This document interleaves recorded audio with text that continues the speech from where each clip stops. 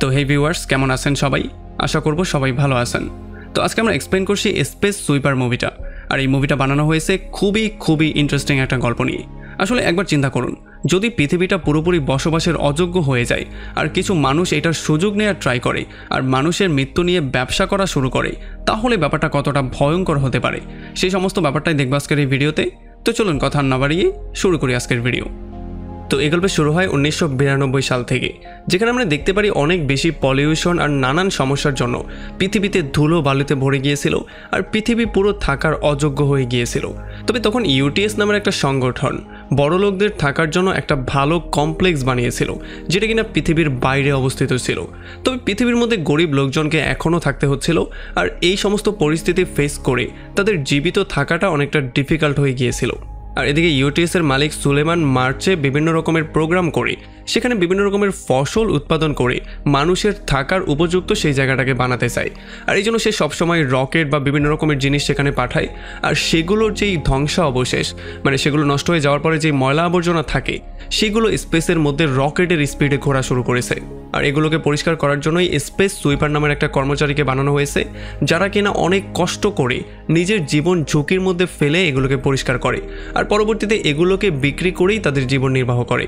আর এরপর আমরা দেখতে পারি বিশাল বড় একটা রকেটের টুকরো হঠাৎই একটা স্যাটেলাইটের সাথে ধাক্কা খেয়ে যায়। এই জন্য স্পেস সুইপারের একটা গ্রুপ কিছু শিপ নিয়ে বেরিয়ে পড়ে সেই জিনিসটাকে ধ্বংস করার জন্য বা কালেক্ট করার জন্য। তবে তখন ভিক্টরি নামের একটা শিপ এসে তাদের সামনে দাঁড়িয়ে যায়। এই জন্য বব নামের একটা রোবট শিপের উপরে দাঁড়িয়ে একটা রশির মাধ্যমে সেই জঞ্জালটার উপরে একটা জিনিস মারে, যে জন্য সেটা গিয়ে সেখানেই আটকা পড়ে যায়। এই জাহাজের মধ্যে টাইহো, জ্যাঙ্ক আর টাইগার নামের আরও 3টা লোক ছিল। আসলে এই 4 জনের টিমটা ছিল স্পেস সুইপারের বাকি টিমদের থেকে সম্পূর্ণ আলাদা, আর তারা সবসময় ভালো কাজ করত। এই জন্য তারা কোনো রকমে সেই জঞ্জালটাকে এখান থেকে বের করে বাকি সুইপারদেরকে ফাঁকি দিয়ে সোজা এটাকে নিয়ে তাদের হেডকোয়ার্টারে চলে আসে। আর এখানে এগুলোকে আনার পরে নানান রকম করে ডিস্ট্রয় করে ফাইনালি এগুলোকে দিয়ে বিভিন্ন রকমের জিনিস বানানো হয়। আসলে তখন আমরা জানতে পারি যে টাইহো তার মেয়েকে হারিয়ে ফেলেছে, তার মেয়ে কোথায় আছে বা মারা গিয়েছে কিনা সেই ব্যাপারটাও সে জানে না। আর এই জন্য সে সরকারি কর্মচারীদেরকে তার শেষ সম্বল, মানে তার কাছে থাকা শেষ চালের দানাগুলো তাদেরকে দিয়ে দেয়, যাতে করে সে এখানে মর্গে আসা বিভিন্ন লাশগুলোকে দেখতে পারে, যাতে করে সেখানে তার মেয়ে আছে কিনা এটা সে কনফার্মেশন পেতে পারে। যখনই এখানে ছোট কোনো মেয়ের লাশ আসতো তখনই টাইহো এমনটা করার ট্রাই করতো। তবে এইবারে যখন সে চেক করে তখন সে দেখতে পারে এটা তার মেয়ে ছিল না। আসলে টাইহো যেই মেশিনগুলো পেয়েছে সে একটা জায়গায় গিয়ে সেগুলো বিক্রিও করে দিয়েছে, তবে সেগুলোর জন্য সে অনেক কম টাকা পেয়েছে। আর সে বুঝতেই পারছিল না যে এই টাকাগুলো দিয়ে সে তার মেয়েকে পরবর্তীতে কিভাবে খোঁজা কন্টিনিউ করবে। আর যেহেতু তার টিমও পর্যাপ্ত পরিমাণ টাকা পাচ্ছে না, এই জন্য টাইহো প্রচণ্ড রাগ করে ফেলে। তবে এখানে যে ক্লার্ক ছিল সে চাকু দেখিয়ে তাকে শান্ত করে, আর সে বলে যে যেটা দিয়েছি সেটা নিয়েই হ্যাপি থাকো, আর নয়তো বা স্বর্গে পাঠিয়ে দিব। আর তখনই তারা টিভিতে দেখতে পারে দরত্রী নামের একটা রোবট কোথা থেকে যেন চুরি হয়ে গেছে, যাদেরকে ইউটিএস অফিস থেকে ব্ল্যাক ফক্স নামের একটা বিরোধী দল চুরি করেছিল। আসলে একেবারে বাচ্চার মতো দেখতে এই রোবটটা, যদিও দেখতে অনেকটা সুন্দর এবং কিউট ছিল, তবে এটার মধ্যে খুবই ভয়ঙ্কর কিছু অস্ত্র ছিল, যেগুলোর মাধ্যমে ব্লাস্ট পর্যন্ত করানো যেত, তবে তার কোনো ক্ষতিই হতো না। আর এই জন্য এখন এটা শহরের যেই জায়গায় আছে সেই জায়গাটা অনেক ভয়ঙ্কর ডেঞ্জার জোনে আছে। এই জন্য সরকার অ্যানাউন্স করে বলে দেয় যে যারাই এই রোবটটাকে কোথাও দেখতে পাবেন তারাই যেন দ্রুত পুলিশকে বা অন্য কাউকে কল দিয়ে এটা জানিয়ে দেয়। তবে আমরা দেখতে পারি টাইহো এখানে তেমন একটা মনোযোগ দেয় না, সে কোনো রকমের টাকাটা আর তার জীবনটা নিয়ে সেখান থেকে কোনো রকমে পালিয়ে যায়। এরপরে যখন সন্ধ্যাবেলায় ভিক্টরি গ্রুপ একটা মিটিং করে তাদের টাকা পয়সাগুলো ভাগাভাগি শুরু করে, তখন এত কম টাকার জন্য তাদের মধ্যে তর্কাতর্কি শুরু হয়, একটা পর্যায়ে তাদের মধ্যে মারামারিই শুরু হয়ে যায়। তবে আমরা দেখতে পারি যে বব তার নিজের টাকাগুলো নিয়ে সোজা একটা ডিবার মধ্যে ভরে ফেলে, কারণ সে সেখানে তার টাকাগুলোকে জমাচ্ছে। আসলে তাদের মধ্যে ববই হচ্ছে গিয়ে একমাত্র লোক যে কিনা এখান থেকে পাওয়া সমস্ত টাকাগুলোকে এখানে জমাচ্ছিল, কারণ সে চায় তার রোবোটিক মেশিনের উপরে এই টাকাগুলো দিয়ে সিনথেটিক চামড়া লাগাতে। আর এমনটা করলে তাকে আর রোবটই মনে হবে না, তাকেও দেখে সবাই মানুষ মনে করবে, আর এইটা পেলেই সে খুশি হবে। এরপরে যখন সমস্ত ক্রুরা আজকের ময়লা আবর্জনাগুলোকে চেক করে তখন তারা জানতে পারে যে এইটা আসলে একটা শিপ ছিল, যেটা কিনা এমন একটা জায়গা থেকে এসেছিল যেখানে অনেক বেশি পরিমাণে ন্যানো বট আছে। আসলে ন্যানো বট হচ্ছে সেই সমস্ত জিনিসগুলো যেগুলো কিনা লোহার চেয়েও বেশি শক্ত, মানে যেগুলো লোহাকে খুব সহজেই চুরমার করে ফেলতে পারে। এরপরে হঠাৎই শিপের একটা পার্ট চালু হয়ে যায়, এই জন্য তারা শিপের কার্গো বক্সটাকে খুলে দেখার ট্রাই করে। তবে যখনই তারা কার্গো বক্সটা খুলে তখন সেটার মধ্যে থেকে কিছু এয়ার ব্যাগ বেরিয়ে আসে, আর সেই এয়ার ব্যাগের মধ্যেই তারা দরোথিকে লুকানো অবস্থায় দেখতে পারে।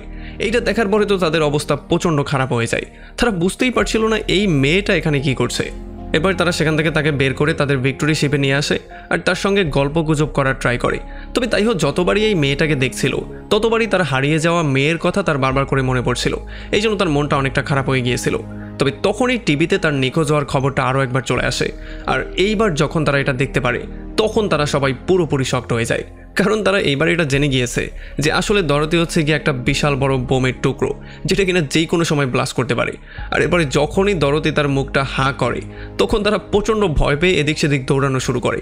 কিন্তু আসলে তো ডরোথি মুখটা খুলেছিল একটা হাঁচি দেওয়ার জন্য। তবে তবুও তাদের ভয় শেষ হয় না, তারা এদিক সেদিক দৌড়ে কোনো রকমে তাদের ঘরে গিয়ে নিজেদের লক করে ফেলে, আর পরবর্তীতে কি করা যায় সেটা নিয়ে প্ল্যান করা শুরু করে। এরপরে তাইও একটা রশি নিয়ে পেছন দিয়ে গিয়ে তাকে বাঁধার ট্রাই করে। তবে যখনই সে পেছন দিকে ঘুরে তখন তাইও এত বেশি ভয় পেয়ে যায় যে সে দৌড়ে একটা মেটালের পেছনে গিয়ে লুকিয়ে পড়ে। তবে তখনই সে ডরোথির ব্যাগটা তার পাশে দেখতে পারে, এই জন্য সে ব্যাগটা নিয়ে দৌড়ে তার রুমের মধ্যে চলে যায়।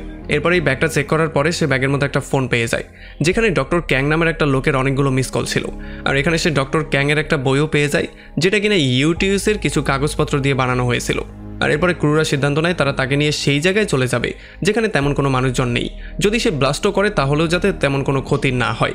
তবে এরপর তারা তাকে শিপের মধ্যে একা রেখে দিয়ে সেখান থেকে দৌড়ে পালিয়ে যায়। তবে তখন আমরা দেখতে পারি ডরোথির কাছে এমন পাওয়ার ছিল যে সে মৃত গাছগাছটাগুলোকেও জীবিত করতে পারত।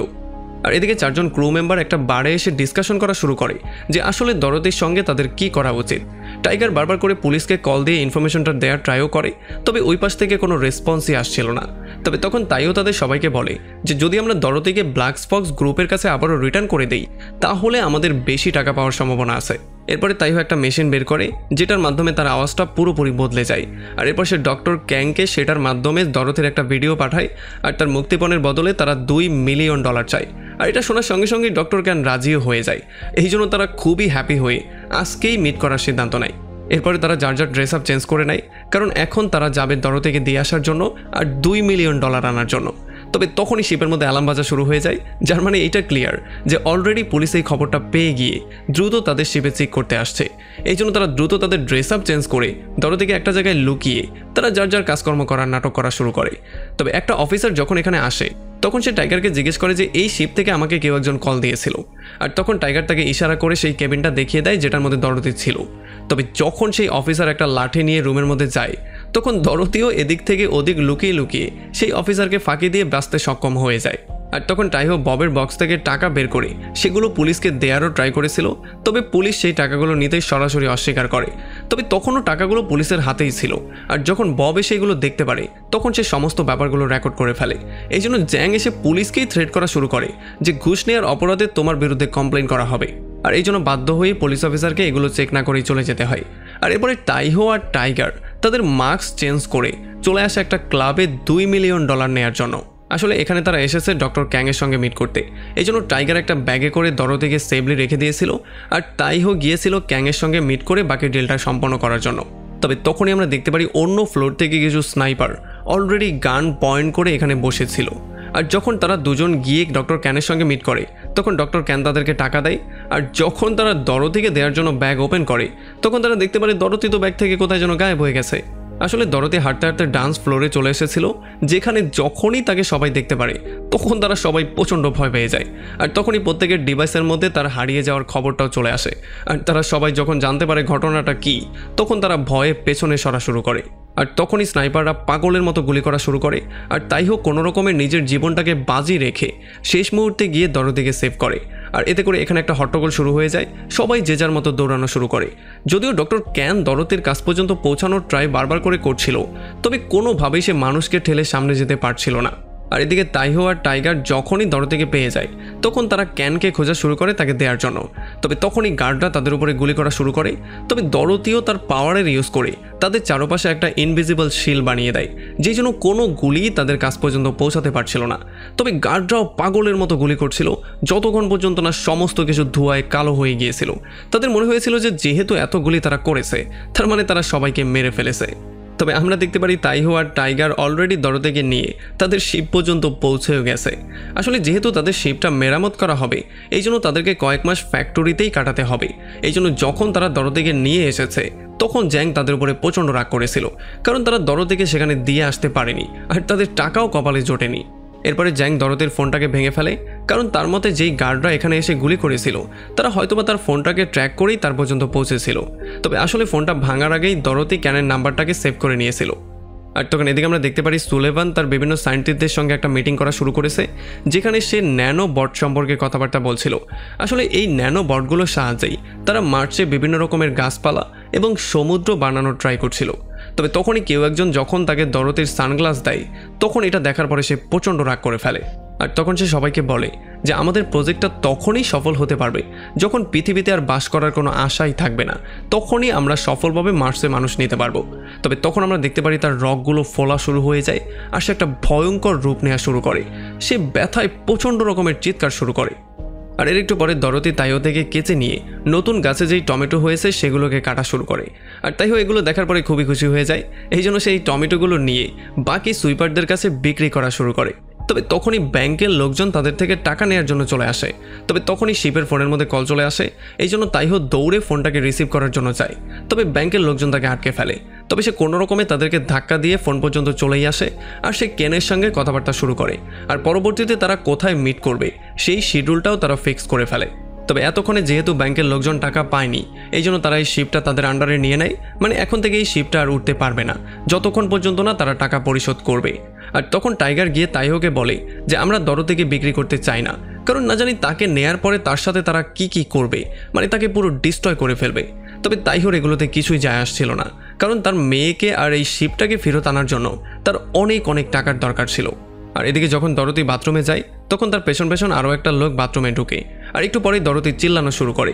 আর এতে করে সবাই বুঝতে পারে যে হয়তোবা কেউ একজন দরতিকে কিডন্যাপ করার ট্রাই করছিল। এই জন্য তারা সবাই দরতিকে এদিক সেদিক খোঁজা শুরু করে। আর তখনই টাইগারের মনে পড়ে সুরঙ্গের কথা। এই জন্য সে যখনই দৌড়ে সুরঙ্গ পর্যন্ত যায়, তখন সে দেখতে পারে একটা লোক দরতিকে নিয়ে পালিয়ে যাওয়ার ট্রাই করছে। যদিও টাইগার তাকে ধরার জন্য ফলো করে, তবে এই কিডন্যাপার কোনো রকমে তাকে ফাঁকি দিয়ে পালিয়ে যায়। কিন্তু শেষ মুহূর্তে তাইহো তার সামনে দিয়ে এসে দরতিকে তার হাত থেকে ছিনিয়ে নেয়। যদিও কিডন্যাপার একটা চাকু বের করে তাকে ভয় দেখানোর জন্য, কিন্তু তাইহো ছিল খুবই ভালো একজন ফাইটার। এই জন্য কয়েক সেকেন্ডের মধ্যেই সে তার হালুয়া টাইট করে দেয়।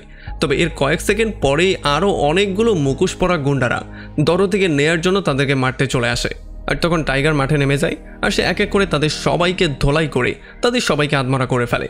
আর তখন এখানে জ্যাং এসে যখন এখানে লিডারের মুখোশটাকে ওপেন করে, তখন সে দেখতে পারে এটা হচ্ছে একটা ডিলার, যার কাছে তারা কিনা সেই ময়লা আবর্জনাগুলো বিক্রি করত।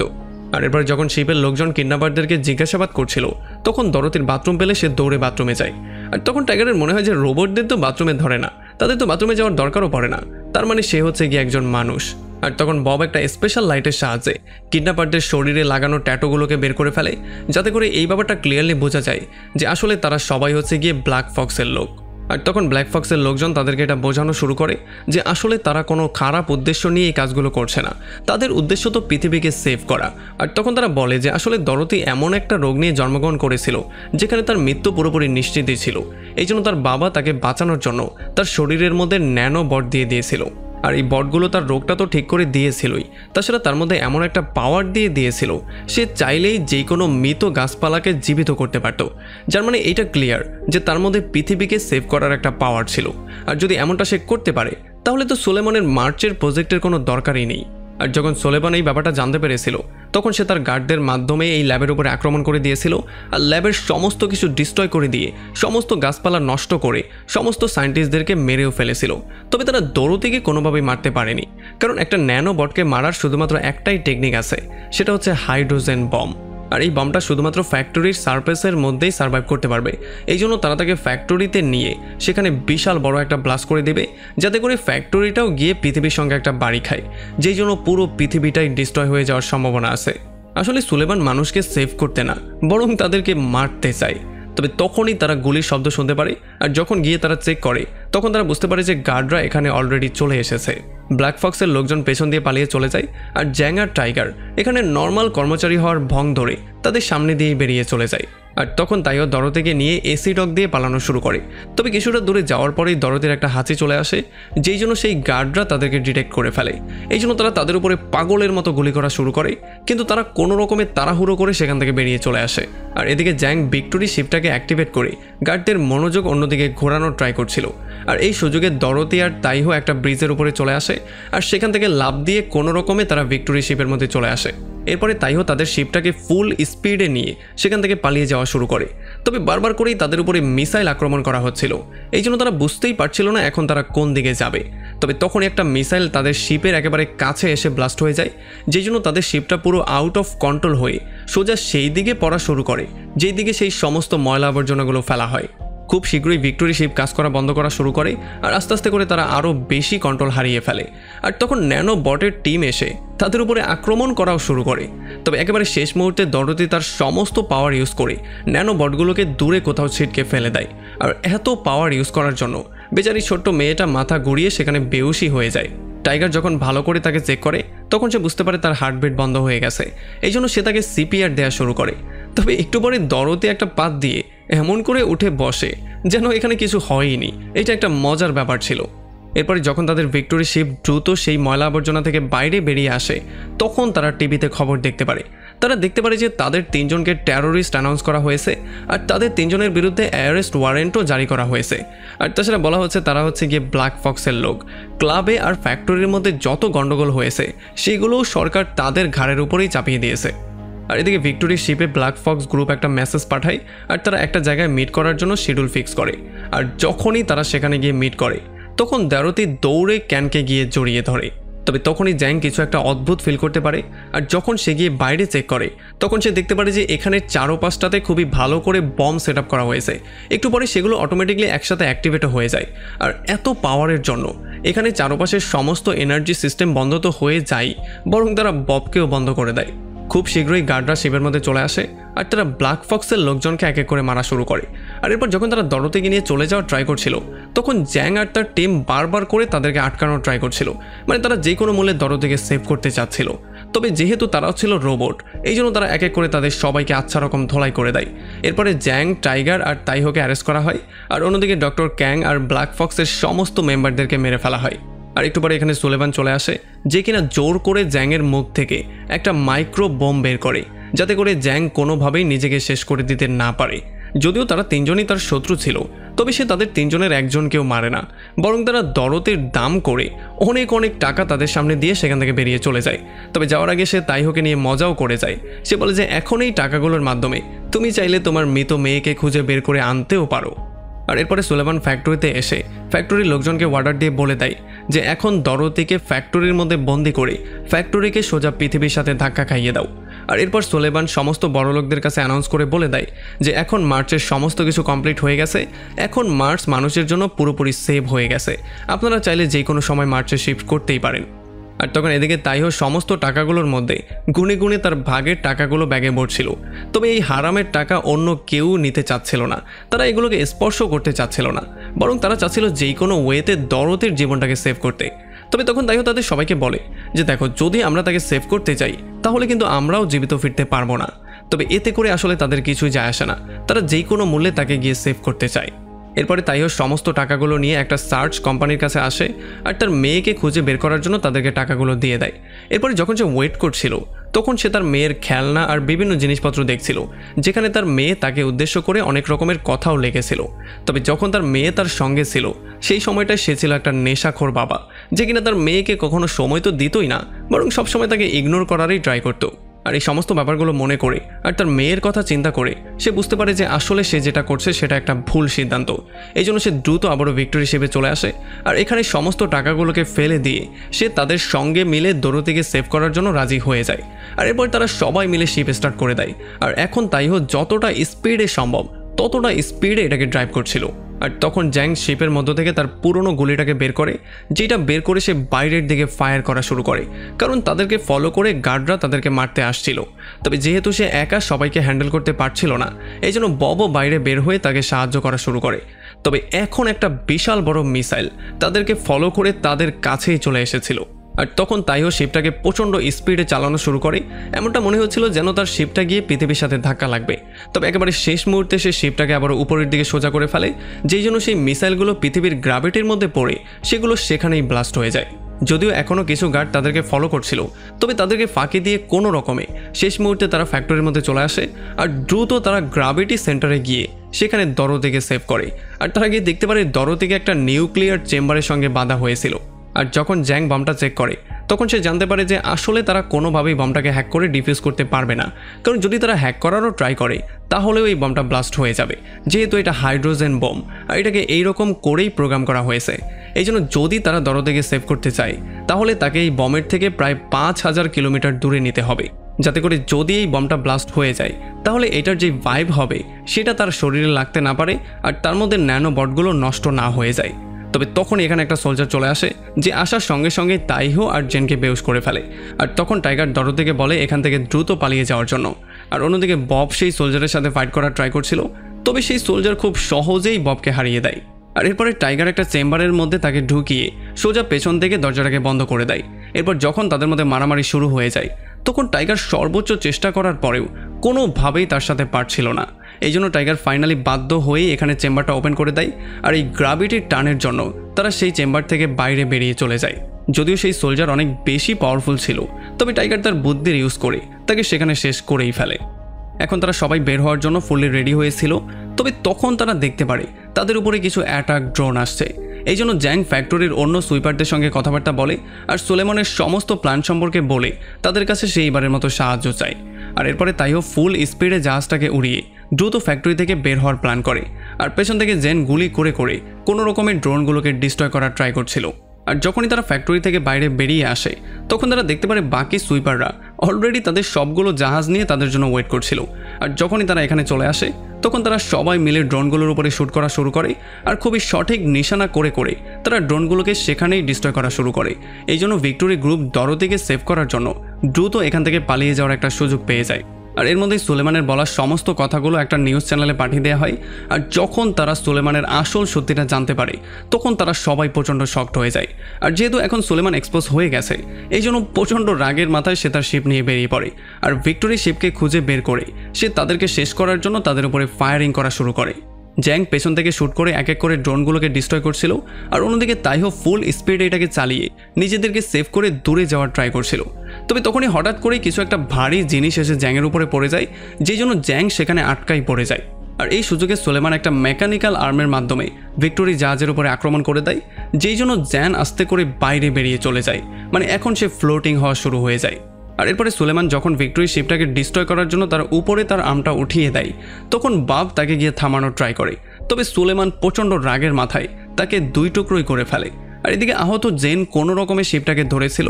আর এরপর সে কোনো রকমের শিপের উপরে উঠে বুস্টার সিস্টেম পর্যন্ত চলে আসে। আর যখনই সে এটা সঠিক সময় অ্যাক্টিভেট করে দেয় তখন এটার স্পিড অনেক বেশি বেড়ে যায়, যে জন্য এটা অনেক জোরে যাওয়া শুরু করে। এই জন্য সুলেমান অনেকটা পেছনে পড়ে যায়। তবে এই বুস্টার সিস্টেমটা খুব বেশিক্ষণ কাজ করে না, আর এই জন্য সুলেমান একটু পরেই তাদেরকে আবার ধরে ফেলে। এরপরে সুলেমান তার মেকানিক্যাল আর্মের সাহায্যে এই জাহাজটাকে টুকরো টুকরো করে যখনই মধ্যে ফাঁকা করে ফেলে তখন সে পুরোপুরি শকড হয়ে যায়। সে দেখতে পারে আসলে মধ্যে একটা বিশাল বড় বম ছিল। আসলে যখন তারা ফ্যাক্টরি থেকে বাইরে বেরিয়েছিল তখন আসার আগেই তারা সেই বমটাকে সেখান থেকে নিয়ে এসেছিল আর তারা দরতিকে অন্য সুইপারদের কাছে দিয়ে এসেছিল। আর এমন করেই তারা সুলেমানকে ফাঁকে দিয়ে দরতির জীবনটাকে সেভ করে ফেলেছিল। এতে করে যদি তাদের জীবনটা চলেও যায় তাতেও তাদের কিছু যায় আসে না। আর আমরা দেখতে পারি বাকি সমস্ত লোকজন এই ব্যাপারগুলো খুবই কান্না ভরা চোখে দেখছিল। আর এরপরে যখনই বমটা ব্লাস্ট করে তখন এই ব্লাস্টের সঙ্গে সঙ্গে সমস্ত ক্রুর মৃত্যু হয়ে যায়। তবে তখন আমরা দেখতে পারি দরতি তার পাওয়ারের ইউজ করে সমস্ত ন্যানো বটগুলোকে কন্ট্রোল করে ফেলে। আর ন্যানো বটগুলো ভিতরে থাকা ভিক্টোরি জাহাজটার কোনো ক্ষতি না করে সেটাকে আস্তে করে বাইরে বের করে দেয়। আর ভেতরে আমরা দেখতে পারি ভিক্টোরি জাহাজের সবাই এখন পর্যন্ত জীবিত ছিল। আর একেবারে শেষে আমরা দেখতে পারি তারা দরতির সাথে একটা ফ্যামিলি হয়ে বাস করা শুরু করে। আর দরতি তার পাওয়ারের ইউজ করে পৃথিবীকে আবারও আগের মতো করে দেয় আর পৃথিবী আবারও মানুষের বসবাসের যোগ্য হয়ে যায়। আর এমন একটা ইন্টারেস্টিং পয়েন্টে এই পুরো মুভিটা এখানেই শেষ হয়ে যায়। তো আমাকে কমেন্ট করে জানান কেমন লাগলো ভিডিও। যদি ভালো লাগে তাহলে অবশ্যই একটা লাইক করবেন। আর যদি এখনও আমাদের চ্যানেলটা সাবস্ক্রাইব করে না থাকেন তাহলে প্লিজ করে ফেলুন। তো আমাদের দেখা হবে অন্য কোনো ভিডিওতে অন্য কোনো একদিন। Till then take care.